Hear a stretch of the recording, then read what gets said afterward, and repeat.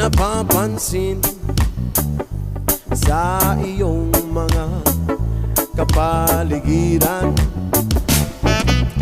Kay dumi na ng hangin, pati na ang mga ilog natin. Hindi na masama ang pagpunta at malayo-layo na rin ang ating narating. Ngunit masdan mo ang tubig sa dagat, dati kulay asin, ngayon'y naging itim. Ang mga tubig ating kinalat sa hangin, sa langit wag na nating paabutin. Kung tayo'y pumanaw man sa riwang hangin, sa langit natin matitikman.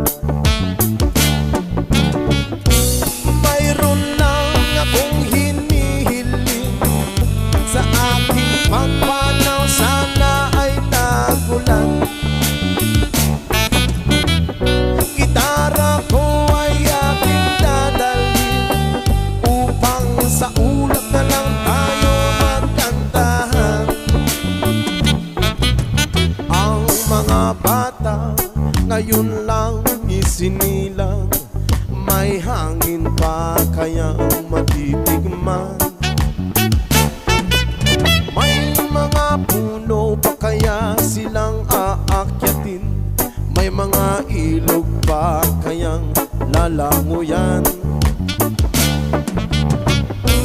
Bakit di natin pag-isipan ang nangyayari sa ating kapaligiran?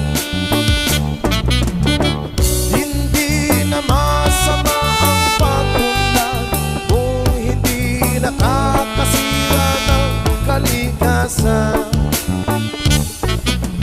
Darating ang panahon, mga ibong gala ay wala na madadapuan. Umasdan mo ang mga punong dati ay kay tatag, ngayon ay namamatay dahil sa ating kalokohan. Lahat ng bagay na narito sa lupa, biyayang galing sa Diyos, kahit nung ikaw ay wala pa.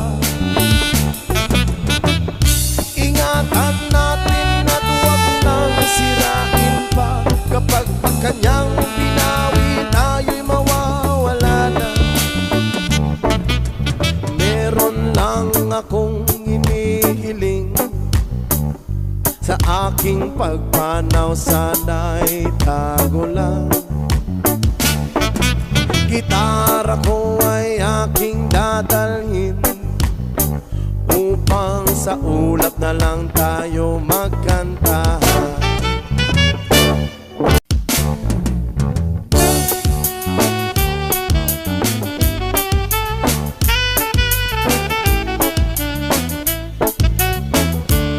Yes, ma!